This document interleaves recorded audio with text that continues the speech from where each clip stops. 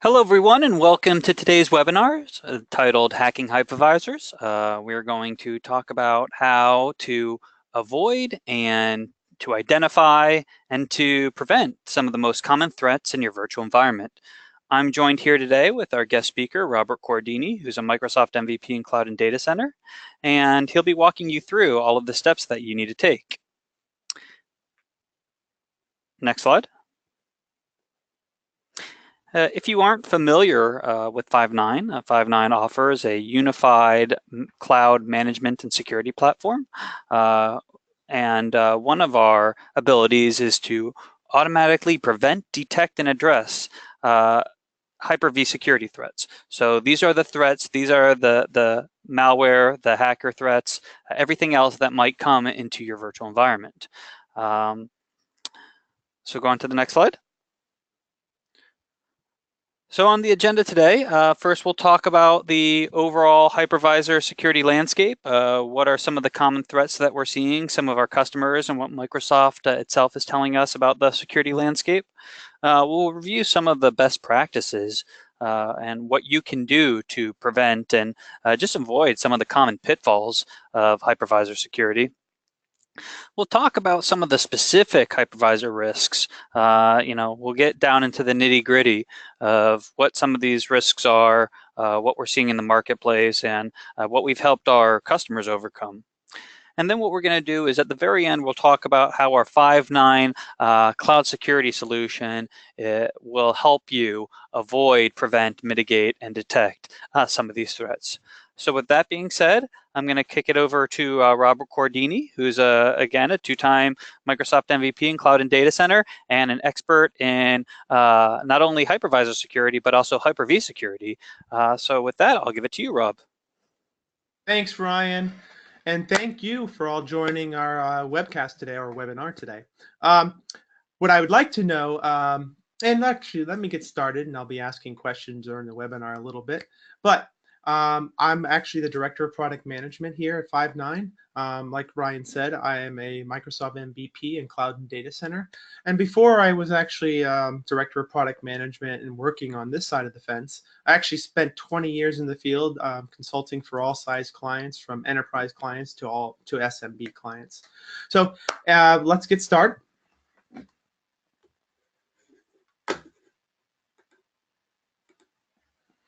Hypervisor security overview.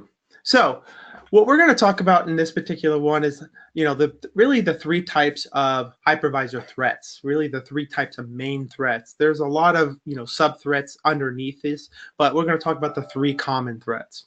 So first threat is really internal threats to your hypervisor or even your data center facility or server infrastructure. And this is really about disgruntled employees, especially around even IT disgruntled employees. They tend to build in backdoors into these environments. So that's why internal threats can be very, very dangerous. And even, disgruntled employees that are normal employees, it could potentially bring in some kind of malicious software. Also, another internal threat is just not following, proper procedures or best practices, and this is what I like to call the death of the defaults. And that's something I should trademark. But what that really means is that leaving things at default is the worst thing you can do for a hypervisor, or in fact any type of deployment technology, because what that means is that any hacker could go to a user manual that's freely available and then look at what the defaults are and what's left in a particular directory on a web server, default passwords, stuff of that nature. And again, if you're not following those procedures and changing those things, your potential surface area and even risk factor goes through the roof. And then again, another big internal threat is unauthorized access, physical access to hypervisors and clusters. Those are things that you should be locking down.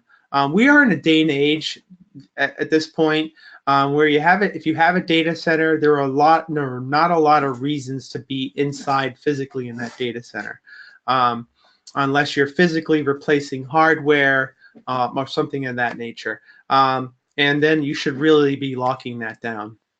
So let's go into the next typical threats is technology threats, like vulnerable interfaces like APIs. The one big thing with software vendors when they produce an API or even internal line of business apps and they produce an API is, we tend to forget about the security around that. Making sure that you can authenticate, you should be authenticating to the API in some fashion, whether it's certificate based or even username and password based that's encrypted and such. Also, out of date snapshots or backups, that can be a potential threat because when you spin those snapshots up potentially to check out something down the line that you maybe forgot about, you could potentially introduce security risks that you didn't patch for. Also, using default settings, again, death of the defaults. I'm not going to re-emphasize that, but changing and obscuring things up from passwords to ports is your best way, best practice to avoid threats, especially threats from the outside and internal. Internet exposure. This is where about, when you're exposing a workload to the internet, there are lots of things you need to be able to, that you want to have as best practices. You never expose something, especially it's communicating over the internet like web services, without SSL. You want to make sure you're encrypting that traffic between A and B, because if it's not with SSL, you could be prone to something called man-in-the-middle attacks. Also, you want to have proper RBAC or role-based access controls. So, only people that have specific rights and specific reasons to be in that particular VM or web service have the proper rights and doesn't go any further. Because there are obviously ways that unintentional threats where potentially a developer is going on a system to update some code and unintentionally did something to the network portion of this server or infrastructure. So again, those are the things you have to really look out, and essentially RBAC controls help that. And the big threat here, and it's the last threat here, is mixing data sets. This is kind of an obvious one, but I do absolutely have to state it. Mixing sensitive data on public hosts or web front ends is never a good idea, because the best practice is always putting those front ends, whatever it happens to be, web front ends, etc., or even console-based applications, etc., on a front end, and then all your data on a back end that's protected on another VLAN. And then you're obviously locking down ports and locking down access communication to one to the other. And then even doing to the extent maybe certificate authentication, because when you're exposing your web server to the World Wide Web, nothing's perfect, and potentially you may have someone compromise that public host. And the thing is you don't want them to be able to escalate themselves or even slip themselves to sensitive data. So it's always a good idea to have that on two separate schemes and even two separate authentication schemes. And then external threats. These are really self-explanatory. These are the most, we'll say, newsworthy threats that you actually hear about all the time.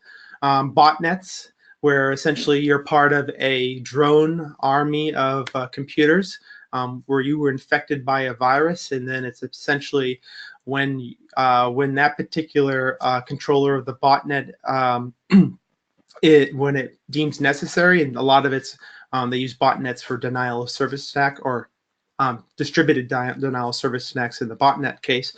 And what happens in those cases that if your computer is compromised, you're essentially participating in some kind of unauthorized activity. And so again, you want to protect yourself from those type of things, and botnets can be very, very dangerous, especially if you have a DDoS attack of 10,000 machines hitting a website that has one server and not a much high availability. You're going to take that web service down pretty quickly.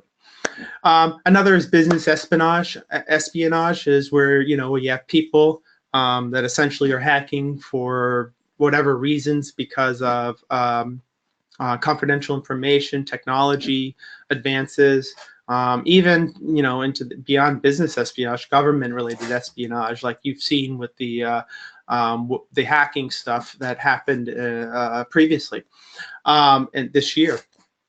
Also, we're also talking about malware and viruses. This is another common threat. Malware and viruses have lots of entry vectors. Whether it's a social vector where it's coming through email and someone's saying click here, and that's an inadvertent one. Where you have malware that's on one machine attacking, that's peer-to-peer attacking from one machine to another machine on the web, and essentially infecting that machine. And also there are other threats like physical disks and stuff of that nature. And also, we also got wrapping and DDoS attacks, which I explained earlier. DDoS attacks, a lot of them commonly come from botnets, because from the pure nature of what it's called, distributed denial of service, you need a lot of essentially drone or machines to essentially do a denial of service on a particular application on the public web. And then you got sabotage, where people essentially are defacing your page. They're using common threat, essentially death of the defaults. For example, there are definitely ways to hack WordPress if you don't remove certain things from the root directories. Sample scripts and stuff of that nature. So there's a potential you could have someone do an escalation attack and then deface your page. And then you also got ransomware attacks, which are happening all the time. I just read one today about some school district getting ransomware and having to pay Bitcoin, which is crazy in itself. So let's move on. Most common points of attack. Let's start at the beginning. We got the virtual network. This is the easiest to gain access, and often really the easiest to obtain access for remote users. And they can initiate attacks on the hypervisor if it's located in a subnet that's reachable from the compromised network. So again, for example, let's say they compromise a front-end service in the DMZ, and the DMZ did have some access to the internal network, obviously to access sensitive data on a database. You could potentially escalate yourself inside. So it's always important to be constantly monitoring those networks and those trends for a lot of different reasons, but which we are going to get into a little later. Next thing is really another point of attack is Hypervisor. And this is really an attractive target, really more so than any other ones that I'm going to mention in this. Because a compromised hypervisor can be used to really access any resource in the host system, including guest VMs, memory, CPU state, and even attached principals. So that's one very attack surface that's very large, and it's one of those things that can do a lot of damage in a short amount of time. By the way, when I mention CPU state or even memory state, they even have the ability to do fingerprinting on memory, where you can actually see data that's actively running in memory. So again, it's very important, to really understand and really, start getting into this, concept of really everything needs to be locked down. So the next attack target is virtual machines. Or really, the VMs that are running on top of that hypervisor. Malicious actions can essentially gain access or even inject foreign code, exploits, or even exploits into the user space. The OS can be compromised via injection of foreign code. For example, let's say it's a VDI environment and it's not completely locked down from people installing things.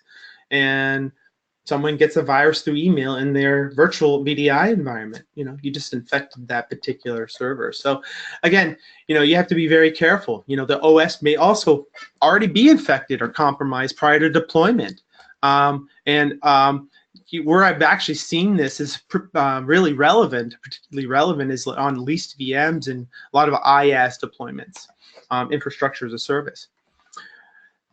The next is really is the operating system on an attack service, and that's what we're talking about. That is privileged escalations. So, and I've mentioned it before, is where it comes down to is you have privilege levels that basically allow you to get into VMs in the hypervisor, but and let's say you're a guest, and that guest has potentially read-only access. What's interesting with this is that you can there are ways to escalate your essential guest access, or even normal user access, up to an administrator access, exploiting common vulnerabilities and whatever happens to be the OS happens to be.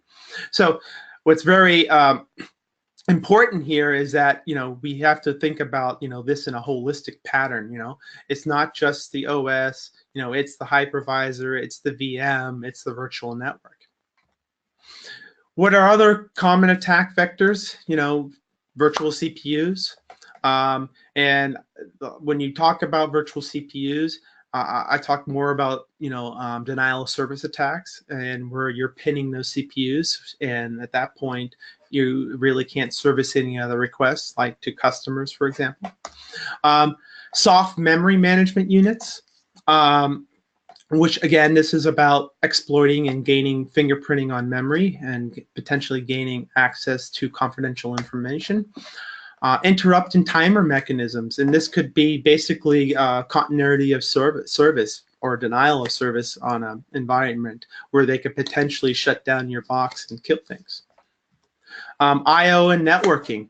Again, this is another attack vector, being able to do a denial of service attack, and essentially we'll say maybe it's a front end with a back end database and have it do crazy amounts of queries, and essentially spinning that I/O through the roof, where you can essentially not service any other things out there, like your customers or whatever it happened to be. And then obviously networking is another one, is a common attack vector. And then you also have the virtual network layer, which is such as the vSwitch, that's on Hyper-V. And again, that goes on the same lines of I/O and networking. Also system calls. Now this is different than API or hypercalls, and this is where you can basically inject yourself in a system call, basically to attain escalated privileges over resources, or even via compromised guest VM. And then even the last thing on this, actually I have a few more, I think. Hypervisor add-ons or extensions.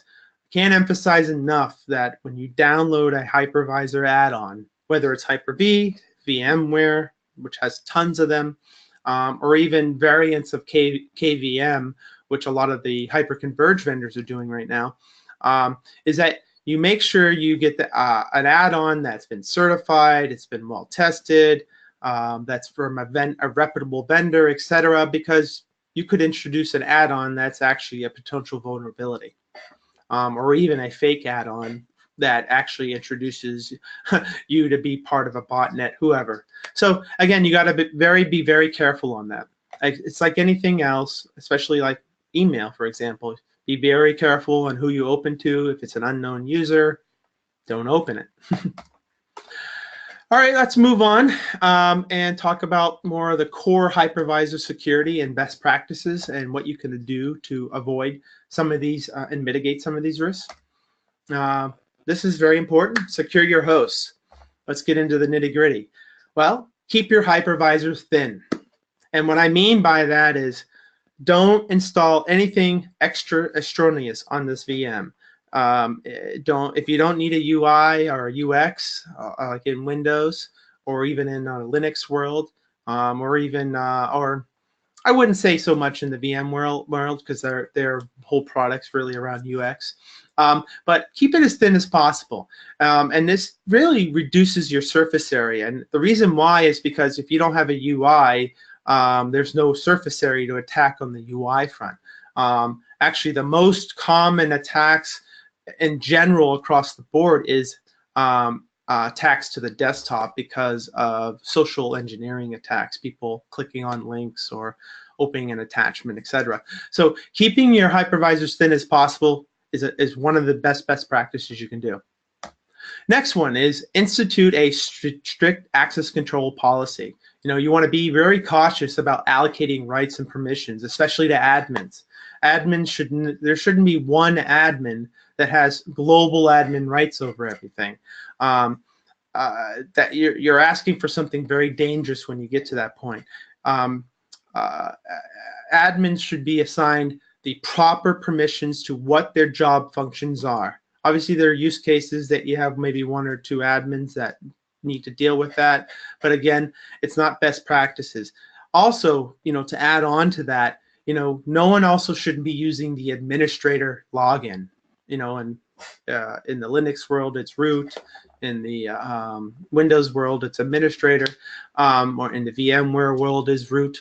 Always you should be impersonating or essentially using, like in the Linux world, pseudo credentials, so you can essentially impersonate root to gain a function, or in the Windows world, essentially be part of a group that's equivalent to the admin's group. That way it's better for access control. You can audit these logs and know exactly who's running on these VMs, and obviously have a running audit trail. You want to carefully, it goes on to the next, carefully manage access to the virtual machine functions. You want to limit access to the hypervisor OS, whether that being the full OS with a UI or a kernel that the hypervisor runs on. For example, Hyper-V running, we'll say server core, or even nano server, or even a Linux derivative running KVM without any UI, like that you would see is like Genome or something like that. You also want to control access to your VM management tool and all interfaces used to manage those VMs. Very important, having RBAC on those controls. Another big one is turning off unnecessary services. And this one kind of goes along with keeping your hypervisors thin. If you don't need the service running on the machine, and Windows is notorious of keeping some services that are not necessarily needed, especially, but I understand why they turn them on. Like, for example, DHCP service. You would never typically DHCP your server. You would static IP it, so that'd be maybe a service that you shut down. If you're not running, certain other functions within, there are lots of services, you can obviously shut them down. Again, you want to reduce your overall attack surface, because every potential service application, whatever it happens to be, just increases the attack surface. Next thing is really keeping your hypervisor up to date. I know all of us know this. We deal with Patch Tuesday all the time in the Windows world and Linux world. Getting patches pretty much on a regular basis, depending on your distro. So keeping up to date on these hypervisor patches is great. The big caveat to this, especially with production environments, is a lot of admins like to stay maybe 2 or 3 months behind on patches. So not to affect their production environment, and hopefully, other people have shooken out the issues, which there is time. Microsoft has, and other vendors have put out bad patches. But my suggestion to that is keep a non-production environment, keep a DevOps environment or a dev test environment, and it's essentially a replica of your production environment. And do your patching there. And then do your essentially checks and balances on that system to make sure everything's functioning properly. Once you know that, you can do one of two things. Some people swap their environments. Other people just do patching live. If you have a high availability environment, you'll patch one side of it and then patch the other side. So there are obviously a lot of different things you can do, but you can accelerate that process instead of waiting time. I will say, in my career of 20 years, delaying 2 to 3 months has been such a common practice. I've seen it so many times. Block unnecessary ports. Okay, this should be an obvious one, but if there are a lot of different ports open for obvious reasons on hypervisors, OSs, etc. What's really important is that if you're a web application and it's running with a certificate SSL, there should only be 2 ports open, 443 and 80. And that's arguable, because the only reason you would need 80 is for a redirect to the 443, because by default, a lot of people go to the unsecured version of the website. So again, if you don't need that port open, shut it down. There are ports open on Windows like SMB on 139, etc. Linux has some open ports to deal with RPC and stuff of that nature. shut them down. And there are obviously ways. Personally, I like to shut them down at the host level and then also at the firewall level. And that way you're dealing with internal threats, and then obviously you're dealing more of a double whammy on external threats. Avoid installing applications on the Hyper-V parent partition. This is kind of a big deal. This is where things boot from. This is where when you need to bounce the hypervisor that it boots from. Typically, you don't want anything on that partition. And be honest with you, you don't want really anything on the host OS, probably other than maybe antivirus or even maybe a backup agent. And it's arguable that you should put an antivirus on a host because it does degrade performance. And that's something we'll talk about a little bit later. That's something we do offer. Avoid mounting unknown VHDs whenever possible. Important again. If you don't know where it's coming from, or it's something that it's from your environment from a year ago that maybe another user did, don't mount it. It's not a good idea to be mounting it unless you have a completely isolated environment and you don't, and it's off net and all that type of stuff, and you want to boot it up and check it out before you decide to bring it up. Fine, that's probably the only way I would endorse that. But again, you wouldn't want ever to, it's the same thing with applications. You wouldn't go and download an application that had 30 pop-ups on the site and didn't look very legitimate. It comes down to it's the same methodology. You want to make sure the VHDs that you're mounting, which are essentially a virtual hard disk that encapsulates an operating system and data, you won't want to do that until you've verified that. Moving on, securing your virtual machines. So on securing your virtual machines, first thing you want to do is you want to implement strong antivirus and malware solutions. Very important. Virtual machines tend to have a lot of UX, UI on them. Sometimes they don't if they're running some kind of application, but for the most part, they do have a UI on them of some sort. So it's a good idea, since their attack surface is a little bit wider than maybe the host.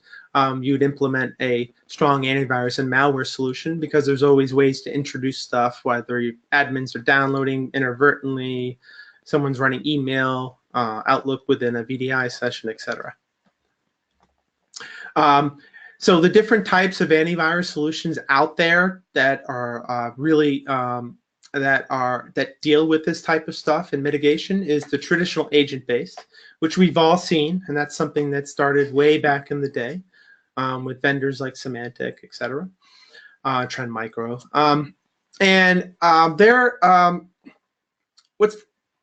they're good, and they've been really good, and they've evolved over time to essentially, deal with heuristics and a little bit of AI-related stuff to figure out something is a virus or not. But they tend to be very resource-intensive, and may reduce some server load. They insert themselves in a couple different ways within the kernel, so it's very important. That's why you may have a reduction of performance. Also, there are other reasons on reduction. You also could introduce, potential of AV storms. What's interesting is with antivirus, like anything else, there's also a certain percentage of false positives, and you could potentially, introduce an AV storm that was a false positive that essentially, goes throughout your environments and starts shutting things down, or even quarantining things that are not actual viruses. So again, you have to be very careful when you deal with antivirus. You want to make sure it's really kind of geared to what your platform is doing.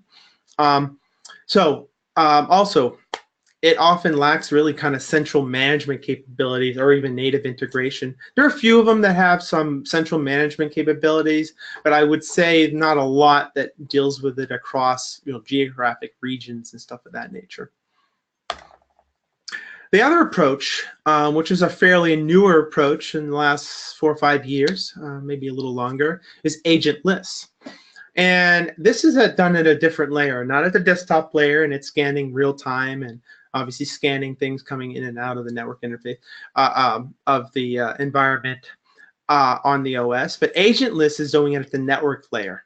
So essentially, they're scanning everything that's coming in, even ingress and egress, and looking for essentially very similar to what you do in antivirus is patterns that represent a virus. So what's really great with that is you don't have any really overhead. It's very transparent to those VM environments. It also, provides centralized file scanning. It really analyzes all that egress and ingress packets, and consolidates security policy and security management. You also have a lower operational overhead because you're really not, potentially when you are running agent-based AV on a server, you are introducing more load to compensate for performance. And so that extra amount of load, you'd obviously add maybe a CPU or more memory, or even maybe be on higher IOPS storage. And again, when you're dealing with agentless, you don't have to do that. So you can obviously deal with more, density on your infrastructure, your virtualization infrastructure. What's great with agentless, it's native integration. It's all at the network layer. It natively integrates right at that network layer. It understands what packets are doing. It's looking for specific signatures in those packets, etc. And then really the best thing about agentless is it's always on antivirus, anti-malware protection. So it's always on. It's analyzing traffic. It's very transparent to the world, and it's one of these things that really the next generation around antivirus.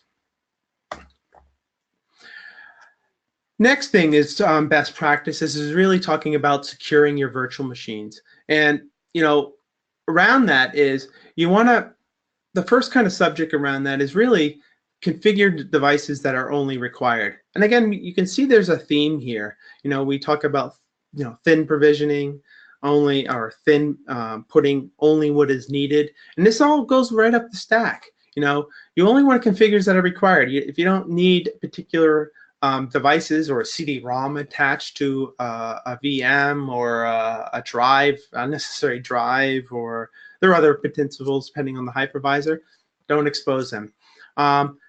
Secondly, you only want to expose devices from trusted vendors. That's very important. Again, that comes around the plugins or any kind of add-ons that come into a hypervisor environment. You want to make sure you are getting an add-on from a trusted vendor. You also want to implement strong firewalls and intrusion detection software. Again, you want to block unnecessary firewall rules, and really understand that. Next thing is you really want to really do not rely on Hyper-V's default configuration. Again, the death of the defaults. You really want to go through and change port numbers, passwords, default passwords. Don't use built-in administrator's account. Use an equivalent that's part of a group. For audit purposes. So very important to not, rely on that default configuration. Definitely spend time and go through that. I know we're in this world of, needing to spin up VMs on the fly, but, there are other ways to get that done and accomplished. Maybe build a template that's been completely locked down so you can essentially spin these up when you're ready to roll, and then keep that template, pretty much refreshed on a monthly basis for Patch Tuesday. So, and that would be more on the Windows side. You want to install applications via remote management when possible. And again, you can do this with Windows now. There are a lot of tools that allow you to essentially push that into the operating system, like agents and stuff of that nature. That reduces the error of likelihood or even some kind of infection.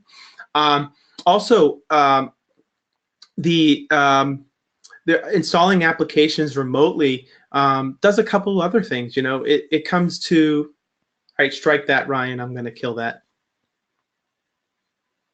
I'm going to move on to the next. Go ahead. On to the next. So storing virtual disks and snapshots in a secure location. Very important. we virtual hard disk should be on encrypted SAN or some kind of technology that encrypts those hard disks. You don't want somebody grabbing those VHDs and essentially spinning up a VM that has confidential data. Again, the same thing with snapshots. Snapshots are essentially backups of the VM, or a point in time backup of the VM. And that's not just the VM itself. We're talking about snapshotting what's in memory. And so those all need to be in a very secure location, whether it's in maybe another data center off-site, or maybe you're storing them in a cloud backup provider. But again, it's very important that you keep them in a very secure location. So what are the tools and skills that you need to really, deal with a virtualized environment and securing it? Well, let's talk about that. So tools first, you should implement is really a unified threat protection system. Having disparate tools or even disaggregated tools where you have to go to multiple consoles, it is set up for disaster. When you have to really manage lots of stuff, you're really going to be error prone. And obviously, getting different products into alignment for certain reasons is going to also be very different, and there's also potentially no integration efforts. So that's why it's very important to have these unified threat management systems that include agentless antivirus and anti-malware, virtual firewall related functions, intrusion detection and prevention, really advanced anomaly and analytics, and really string access controls. Also, you want the ability in a tool like this unified threat is to monitor. Want a monitoring solution that includes really the ability to monitor net performance and look for unusual spikes, because that could potentially be a denial of service attack, right? Because CPUs pinning at 90% for unusual lengths of time is either something bad on the OS, some kind of outrun service or nothing, or if it's a denial of service attack. And obviously, you can cross-reference your network statistics with your CPU statistics. Also, the ability to monitor CPU performance to ensure performance does not spike 90% or more for 5 to 10 minutes. Again, that's what we were talking about. Is you want to make sure you monitor those things, and then put an alert on them. That way, it could potentially be some kind of security risk. You also want the ability to find other anomalies and deviations as they occur. You really want to be able to have some kind of heuristics on that. So let's talk about some skills and really key cloud skills, security skills that you need to succeed. Number one is be very detailed oriented. I can't say this enough. Write everything down, put it in OneNote, or whatever system you have for documenting these systems. Be very, very detailed oriented. It's very important to understand how you built these systems, how you've deployed your security infrastructure, etc. Because when you have an incident, this is especially prevalent when you're a public company, you need to go back on a lot of these things. You have to write an incident report. I've done it in the past of what happened. You also have to go back to the infrastructure and how it was built. There's a whole investigation around it. So it's very important to be very detailed oriented. And again, particularly when deploying new hypervisors and monitoring active hypervisors. You really need to understand the division of labor between you and your CSP. What are the responsibilities? And this goes into the second one. Really, what are the responsibilities at the application and virtualization infrastructure level? Where's the line? Is there an application analyst that deals with that, or a DBA that deals with databases, and then you have IT that deals with the virtualization infrastructure, and make sure you define and understand those responsibilities. Another thing is really develop a voice as an internal advocate, and that's really important. I can't say enough that security, even though in this day and age there's intrusions and all sorts of penetrations all over the place, I can't say enough that security still comes last. Become your own advocate, and really talk about it. I've seen a lot of companies in the past, it's getting much better, but if they've never been attacked and never has happened, they feel that their security posture is good enough until it happens. So it's one of those things, you want to become an internal advocate. You want to explain to people that having strong compliance policies and really strong security is important because of what's going on in the bigger world. And then knowing when to outsource security and the use of specialists. This is very, very important. You're not expected to be a security expert unless you're specifically in that field, like a CISSP, etc. You have enough work to do, managing a network if you're an IT admin. You're not expected to really be that expert or the jack of all.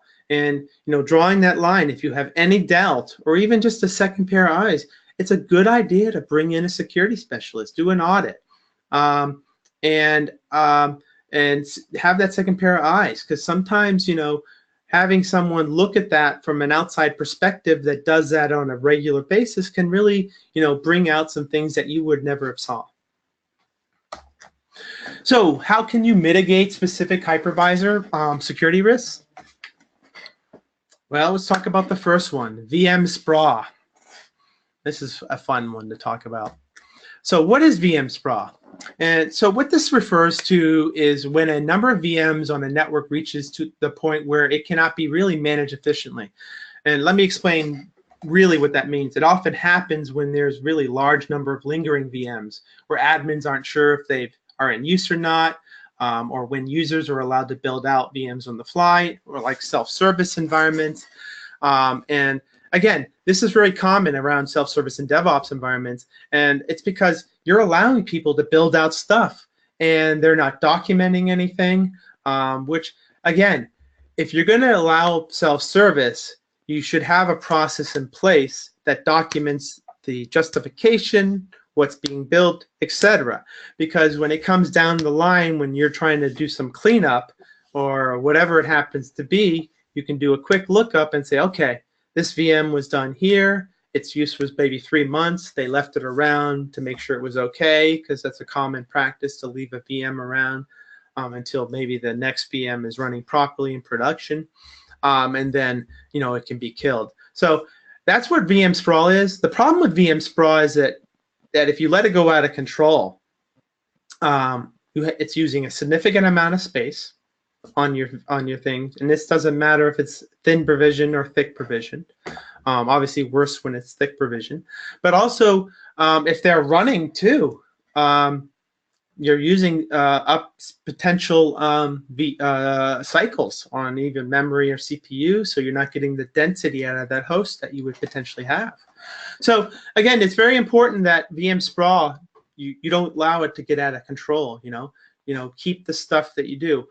I certainly understand that you need to keep potential VMs around for a while to make sure that when you're upgrading to a new OS, new version of the application, whatever it happens to be, or even OS drag, is you want to keep that around, but again, be detailed on it. Make timelines when you're going to obviously, evacuate these things, or if you're going to remove them or just export them off to some other media. What are the common issues associated with VM Sprawl? Is vulnerabilities. Now let me give you an example. Let's say there was a VM that a DevOps environment built for something on Windows 2000. 2 years later, it's still there, or 3 years later, it's still there. And it's had a significant amount of patches since then. Problem is you boot up that VM, you potentially, are introducing a vulnerability or even attack surface for someone, whether it's internal or external. So again, it's very important that, to keep VM Sprawl under control. Also, poor network performance. Every VM that's running, and if it's a running VM that's not been shut down, has a resource cost. And I mentioned it earlier. You wouldn't get the density if you have all these VMs running on there and they're doing nothing. And you want to be able to get the most amount of density out of your virtualization infrastructure as possible. What are the best practices around to prevent reverse sprawl? And I'd mentioned a couple of them, but develop strict business policies. try to never exceed 70 to 80% density so you can retain enough for overhead like CPU, ingress, egress, encryption, etc. And that's more than, and those are general practices I do on servers too. You never want to exceed, 70 to 80%, or even on a VM, for any even lengths of time too, because you do have to adjust for what's running in the OS, AV, if it's running an AV agent or any other kind of management agent. So it's important, those are the things that you can, prevent. Some of the things you can prevent on VM Sprawl. Also, you want to implement a process that really justifies the new VM requests. I mentioned this earlier. Have a process that goes through justification and approval, and even timelines of how long it's going to be there, potential dormant periods, and then obviously maybe deletion or export off to another medium period. You also want to use automated reporting to stay on top of the top resource usage. You want to monitor metrics for clusters. Those are very, very important. Beyond security-related stuff, it's watching for denial of service attacks. It's also looking at that VM to make sure you have enough resources, because maybe it has a larger load and it's not a DS attack. So it's very important, a denial of service attack. So it's very important to monitor those metrics to make sure that your VMs are running at optimal length, optimal, whatever it happens to be, optimal performance. Sorry about that. You want to create a library of standardized VM templates, so IT really can easily identify the purpose of a VM and, if appropriate, know when it can be deleted.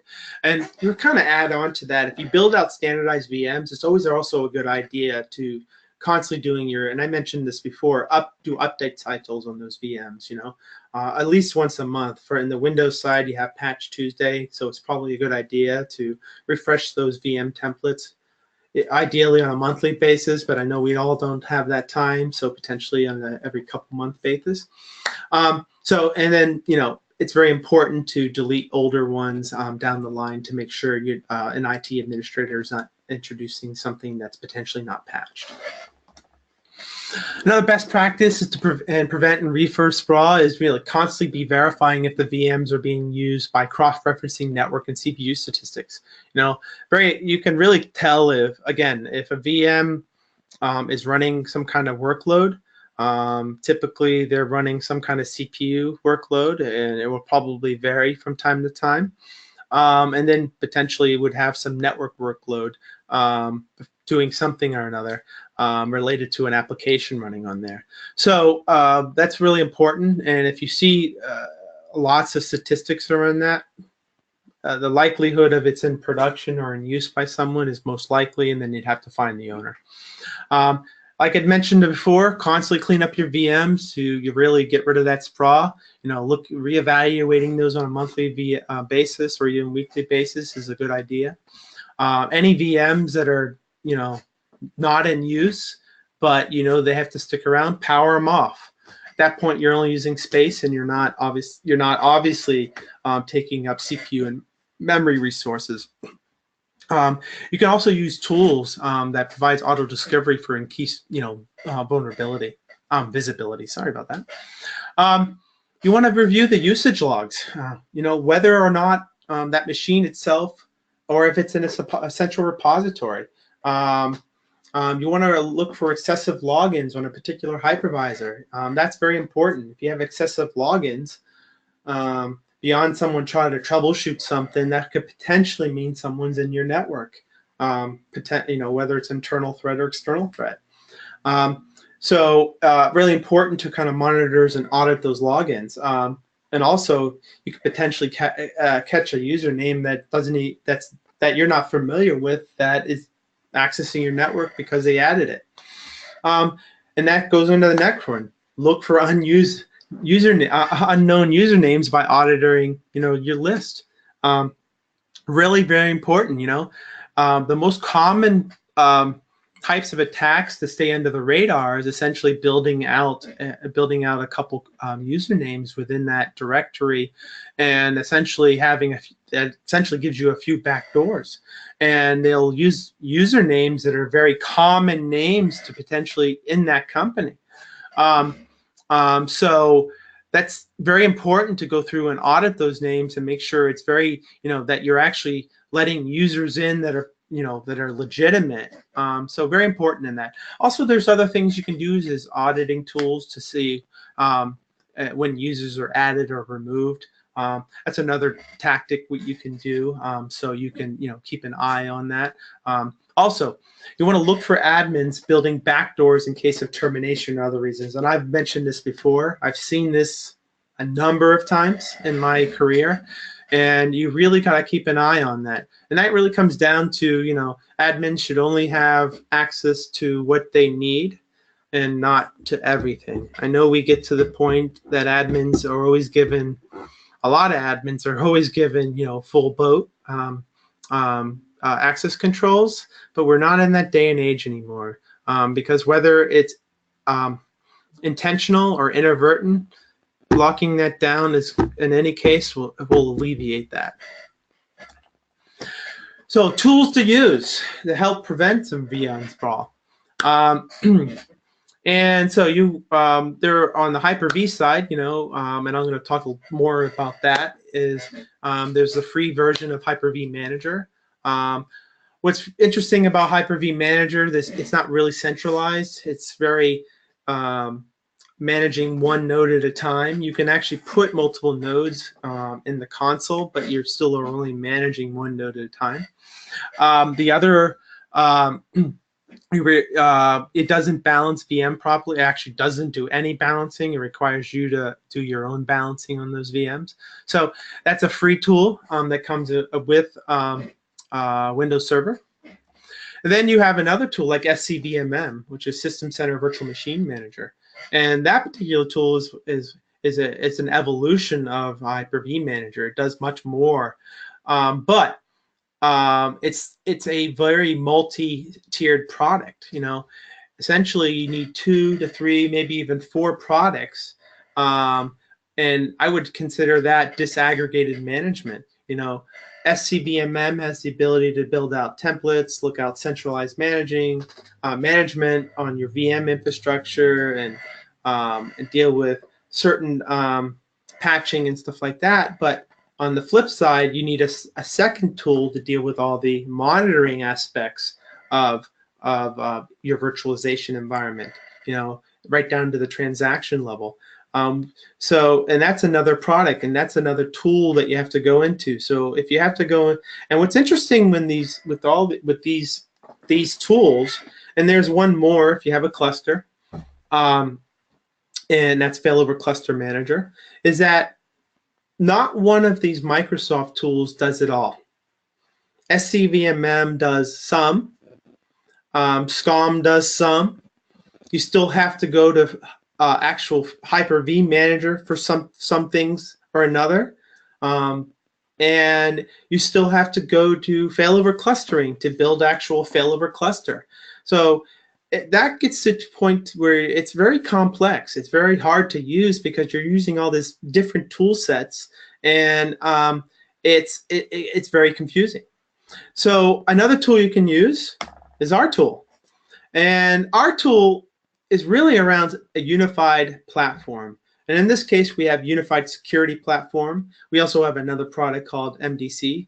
And again, it goes on the same theme of unified. You're not meant to have all these disaggregated products. Everything's under one roof. Everything's natively integrated. We can cross-reference anomalies and stuff like that. So the appeals of a unified platform are great, especially around the margin of your margin of error goes down drastically.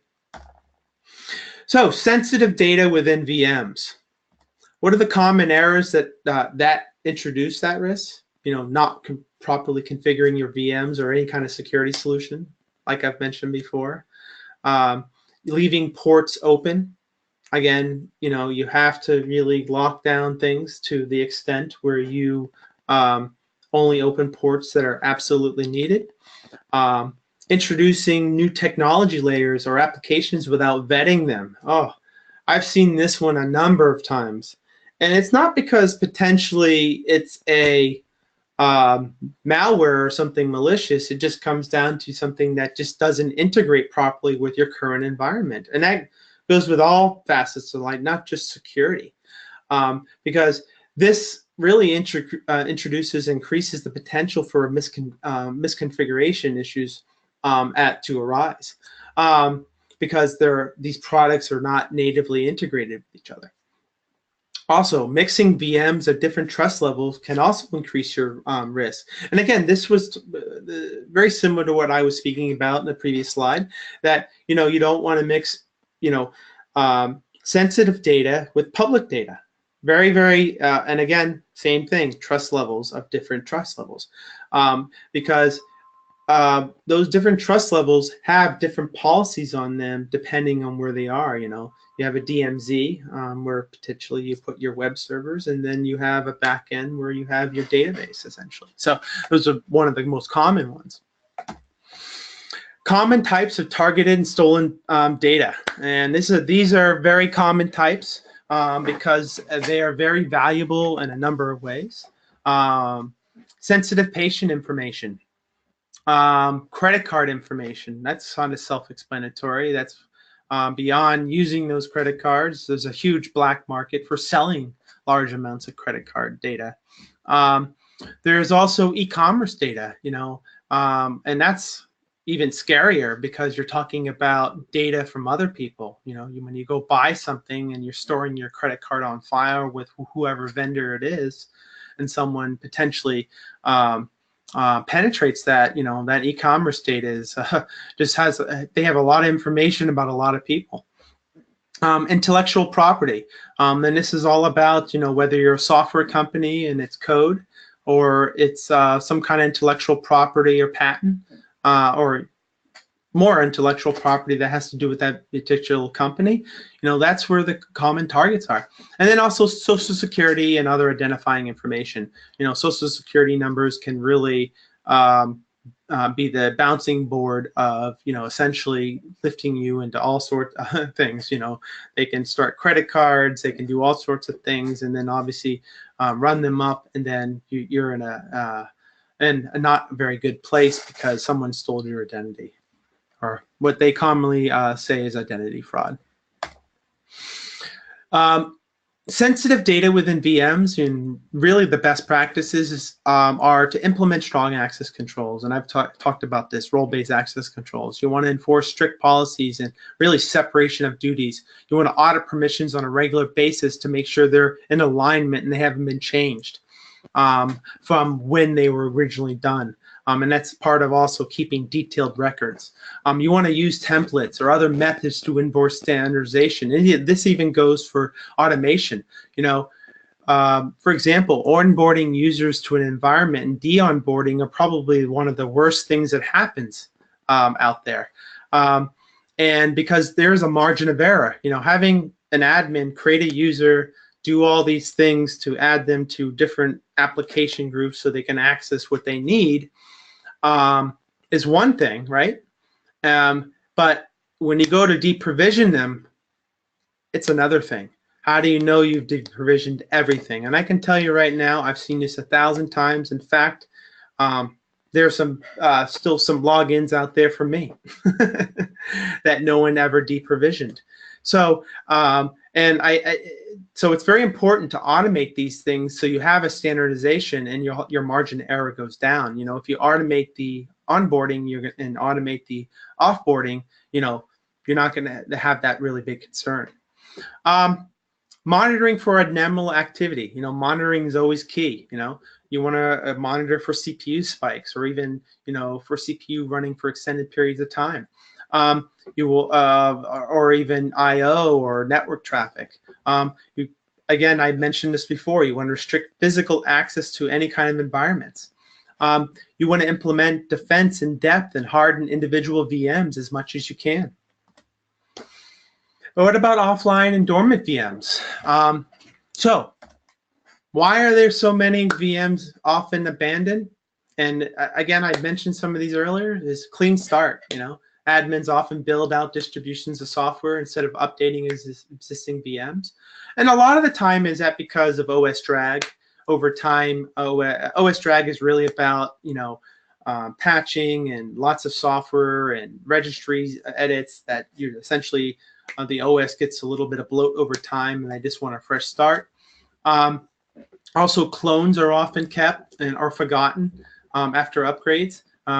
Essentially, you would, a very common practice is to clone a VM.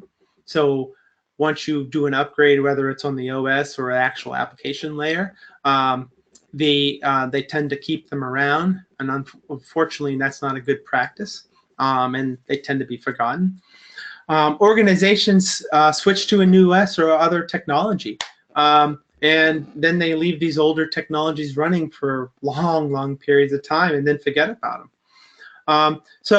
And another really big one is no one's really performing audits, if ever, and basically these VMs go unnoticed. No one's really taking any kind of responsibility because like the virtualization infrastructure is more of a shared resource.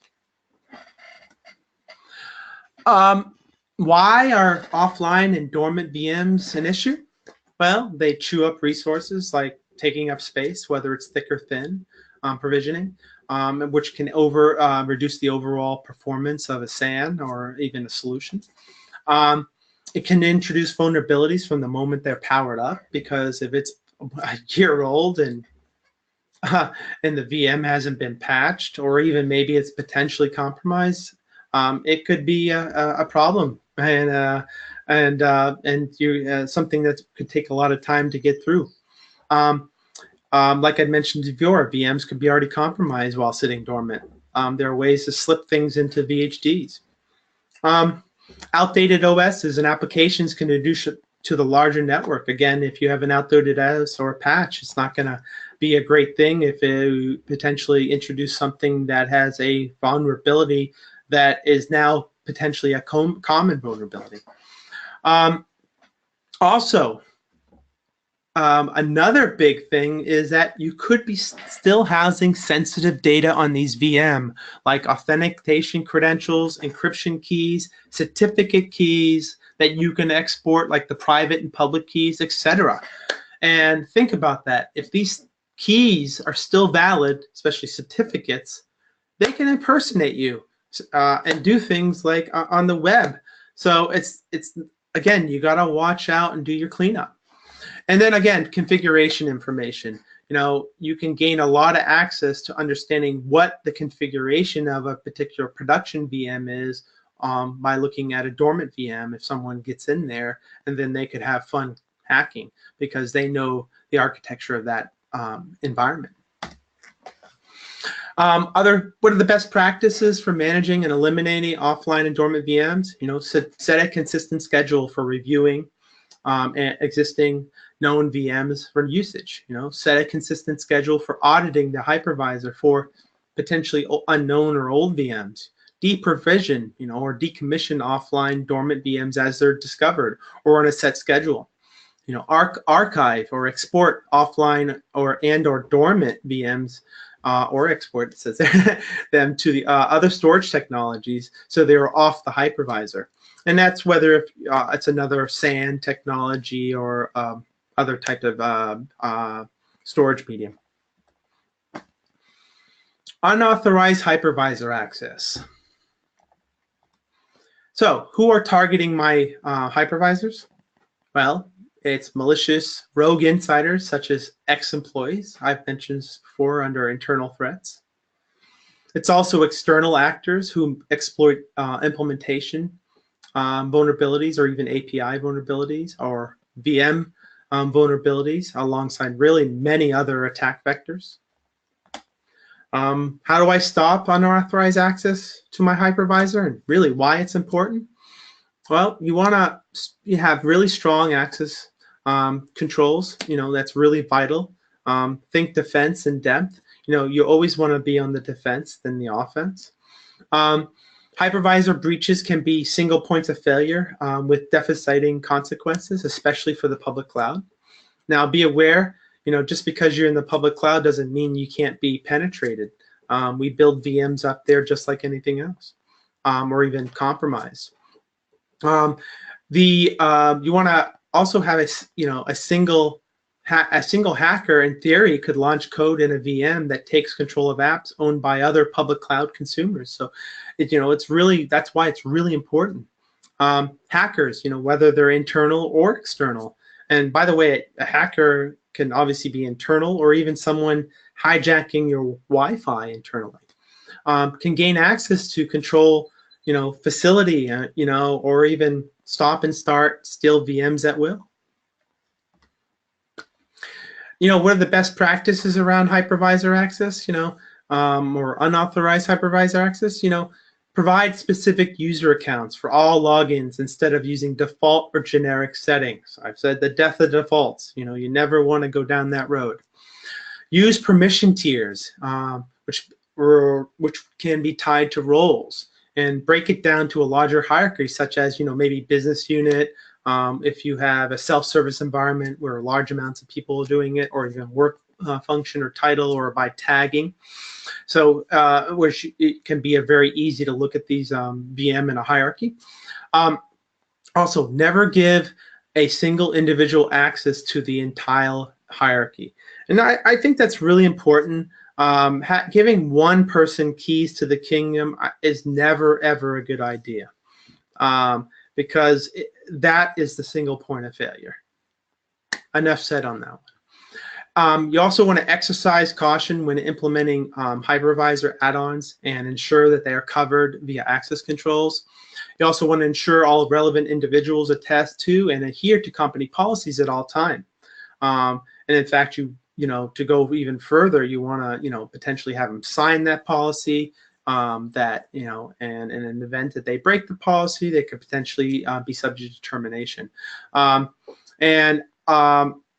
You were essentially really want to push that policy into the company policy, because like I've mentioned on the slide, a lot of company policies, especially around technologies, tend to be lag behind around technology. Okay, let's talk about account and service hijacking on self-service portals. Who are the main users of self-service portals? I think I'd mentioned this before, but it's typically DevOps teams that are building out applications like line of business applications for internal use, etc., or even external use. You also are MSPs, managed service providers, where you're essentially having tenants that are managing, slices of your virtualization infrastructure to build out VMs. So what are the best practices to protect your self-service portal? Again, you want to enforce really strict access controls. Prohibit the sharing of account credentials or even using default settings or password, death of defaults. You want to ensure the use of multi-factor authentication. I always say is, having what you know in your head and what you have in your hand is a really good, strong authentication method, because if you lose one, you still have the other. You want to restrict IP addresses and allowed access to only the things that they need to have access to, and this is on the server level. Restricted to only IPs on a particular subnet or VLAN. You want to also establish an approval process for changing portal configuration and workflows. You want to build a multi-layered defense for your portal in Hypervisor that includes, like a central security policy management or an extension that allows tenants to manage their own policies. You want to have strong encryption and compliancy tools. You want to have threat detection and prevention. You want to have application control and data monitoring. So let's talk, some more about best practices. Again, what? Oh, sorry, this is a duplicate slide. I apologize. So we're actually now onto the demo. This is what we're going to do today. Is we're going to demo cloud security. And cloud security is our unified threat management software. And let me. And I'll kind of give you some of the points around that. We have a unified threat management. We do advanced anomaly analytics. We are unified cloud management. It's a very simple deployment and configuration. We have an agentless architecture. Where a lot of our stuff is integrated really at the hypervisor level functionality. We have built-in backup and recovery, and we also have replication between sites. So let's on to the demonstration. Let me minimize my PowerPoint here, and just so you know, we have a labs up on our website. You can reach our labs under resources at 59.com, and if you go to resources, you'll see virtual labs. And what's great about the virtual labs is you can take these for a test drive and really kind of play with the product to see if it's really going to meet your needs. Today we're actually going to take a test drive on cloud security. What's really great about these test labs is they have tutorials to walk you through everything. I'm actually going to minimize a lot of those tutorials, but you'll see them when I initially go in. You just have to sign a simple form to go in, and then within a couple minutes your lab is up and running. While we're waiting here, I'll talk a little bit about cloud security. Cloud security is a unified threat platform, unified threat management platform. One of my favorite features around that, and I talked about it a little bit during the webinar, is the agentless approach. Agentless is really the next generation of understanding heuristics around antivirus and malware, because we're really monitoring all that ingress and egress traffic, looking for signature patterns. And it's not much different to how it works in an agent-based approach. So it comes down to, you really have to constantly look at your security posture, looking, and really unified threat management systems like Five9's unified threat management, cloud security, gives you that security posture, gives you that ability to really have that single pane of glass, or even that single tool feel.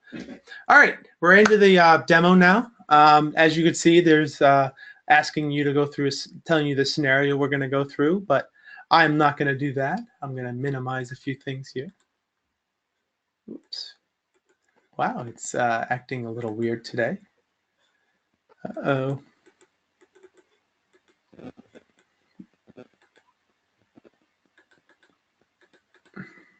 All right, sorry. Oh. Ryan, you might have to cut some of this out. The labs are freaking acting weird today. All right, here we go. Okay, I'm logging into the labs.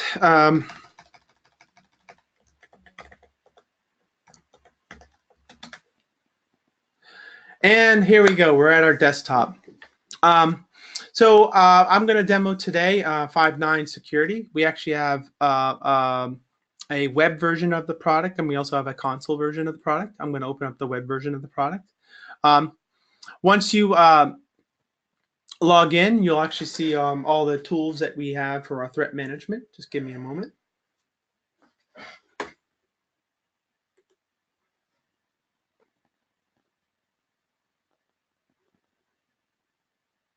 There we go. So I already have my login here, and I'm right at my main console. Let me bring out some of this. Someone obviously likes to have it at high resolution in this environment. There we go. So as you can see here, this is our main dashboard. Our main dashboard, shows our, firewall stance. And in this case, you can see right here, right now we have VMs with firewall disabled. We have 12. And then there's no VMs with firewall enabled. So what does that mean? You want to go through and enable them. This is probably a default. This would be a default install. And this is where the point you would go in and essentially install an agent, and then essentially, depending on your use case, if you're using agent or agentless, and then essentially we can tell if you were running that VM. But what's great on this is that you got a lot of interesting statistics. You have your top 5 VMs with the highest traffic. which is interesting. Is if you see a VM that's not supposed to be in on the highest traffic patterns, then it's probably a good idea to do a more investigation on it. You have the average traffic profile of understanding what the profile of what your typical traffic is. This is the ability over here to add rules, and you can obviously do individual rules depending on different individual VM groups and or tag sets, etc. And this is very simple methodology, like if you're used to configuring a firewall rule, where you have actions like in, out, what protocol is using, what ports it's using, what IPs potentially could be locked down to, or even remote MAC addresses. And then you have your logs here where you see all your entries and where you can do searches, and then you can also do some filtering. And again, if you start seeing the theme here, it's unified threat. So now we're moving on to the antivirus portion of this. As you can see here, I have VMs that were not added to AVM scans, and there's no VMs that are there. But if you look on my infected VM side, I have 12 clean VMs and 1 infection right now. And so right now it's giving me that stuff, and then I would actually go through and see what the actual remediation. Typically, we would either quarantine the VM, or if we could quarantine the file on the machine. So it depends on the situation. Moving on, and by the way, on antivirus, we have all the common settings like quarantine, scheduled jobs, and that's basically more on the agent approach. If you do need an agent running on the machine, there are different use cases why you would want an agent versus agentless approach. And then you'd see the jobs or history of jobs running. So let's talk about intrusion detection. And these would be really all the intrusion detection logs. So you can look and understand what types of things are coming in here. You can put filters on them and really understand, where potentially an intrusion is coming from. And there's a few settings in here you can do where you can update your definitions or have them done on an automatic basis. And these are your signature definitions for looking for intrusions and packet streams. If you have a MSP or even running a self-service environment, this is where you can essentially run your tenants and give them those really very granular RBAC controls, or even certain policy things that they need to be adhered to when they have this environment. For example, if they have to have a virtual firewall on the VM, they have to have a traffic scanner, an IDS, etc. And then you have infrastructure. And this is where you can kind of see this whole at-a-glance view where you can see, okay, the firewall's on, but IDS is not on, or even antivirus is not on, etc. And what's really cool is that you can actually turn these on the fly. So if I clicked on this IIS VM and clicked on antivirus, boom, it's on the fly. Now the VM is being protected by antivirus. And again, these are similar for IDS, etc. So, and you can even use templates where essentially you have different templates that have different things turned on or off depending on what the use case is. So that's a real nutshell of what cloud security is about. Again, it's really about unified management. Again, you have this web-based approach where you can get into this from different mediums, whether you're on an iPad or any kind of tablet device, or even getting to it from other types of devices, because security doesn't go to perfect schedules. Security happens in all hours, and it's a good idea that you are able to access these things from really common devices. So that's what I gave for my demonstration today. And I wanted to swing this back to Ryan, and let me just swing this over here to Ryan. And one thing I want to mention, I want to thank you for coming out today and listening to our webinar on hacking hypervisors. It was great to actually talk about it. It's one of my favorite subjects, in fact. And I hope you have a great day. Ryan, it's all yours. Great. Thanks so much, Rob. Well, thank you, everyone, for attending today's presentation. We'll be sure to keep you updated with our webinar schedule as the weeks progress. If you'd like to download a free trial of Five9 Cloud Security, you can do so at www.five9.com, and under the Product Security tab, you'll find a free download. Or if you want to review in the virtual lab like Rob discussed, go to the resources section, and under virtual labs, you will find the option for Five9 Cloud Security. Until next time, thank you so much.